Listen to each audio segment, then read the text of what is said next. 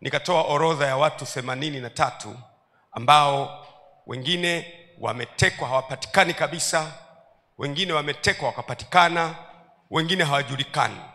Kwa kati ya hao kuna watu ambao wametekwa hawapatikani, na kati ya hao kuna missing persons ambao hawajulikani wamekwenda wapi.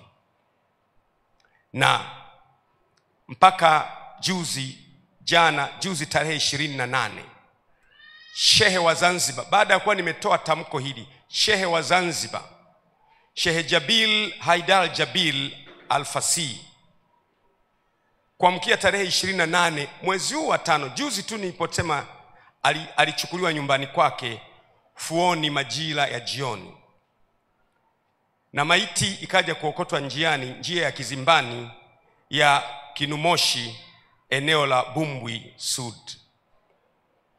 Huyu Shehe Jabil ni muumini wa msikiti wa Ijumaa wa Marindi, naye ameondoka. Lakini tarehe 23 Machi ameondoka pia mjumbe wa halmashauri kuu ya CCM kule Mwanza, naye ameondoka tarehe 23 Machi, hajapatikana mpaka leo. Kwa hiyo watekaji wanateka mwana CCM, wanateka kiongozi wa dini, wanateka mwananchi wa kawaida. Juzi tu mmeona kiongozi wetu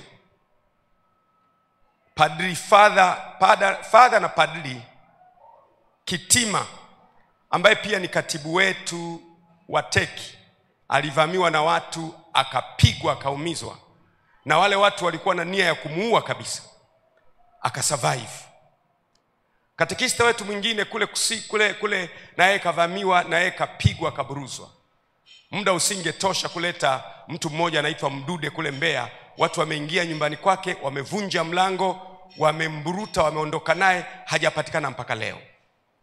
Kwa hiyo watekaji wanateka mwana CCM, wanateka kiongozi wa dini. Unapochukua shehe, unamchukua nyumbani kwake, anakwenda anaokotwa, ameuawa. Hatujui nani atakayeuawa baadaye. Nataka nisisitize, Chama cha Mapinduzi ambacho wahasisi wake ni Mwalimu Julius Kambarage Nyerere pamoja na Abeid Aman Karume, chama hicho hakikubali utekaji. Hakikubali utekaji. Narudia tena, chama hicho, Chama cha Mapinduzi, hakikubali utekaji. Na mimi mpaka sasa ni mwanachama wa Chama cha Mapinduzi, naungana na waasisi wetu Mwalimu Julius Kambarage Nyerere pamoja na Aman Abeid Karume na viongozi wengine wote wa Tanzania waliowahi kutawala nchi hii, akiwemo Ali Hassan Mwinyi ametangulia mbele za haki, akiwemo Benjamin Mkapa ametangulia mbele za haki, akiwemo Jakaya Mlisho Kikwete ambaye tuko naye leo, akiwemo John Pombe Magufuli na viongozi wengine wote. Hawa wote hawajaasisi chama cha kuteka watu, na CCM sisi si watekaji, na anayeteka watu anateka kwa nia yake yeye mwenyewe. Mmenisikia ndugu zangu? Mpaka leo mimi ni mwanachama wa CCM ambaye hataki utekaji. Narudia tena, sitaki utekaji. Narudia tena, sitaki utekaji na watu kupotea kwenye mazingira ya kutatanisha. Sasa yeyote anayenipinga mimi, ninyi mtajua maana yake.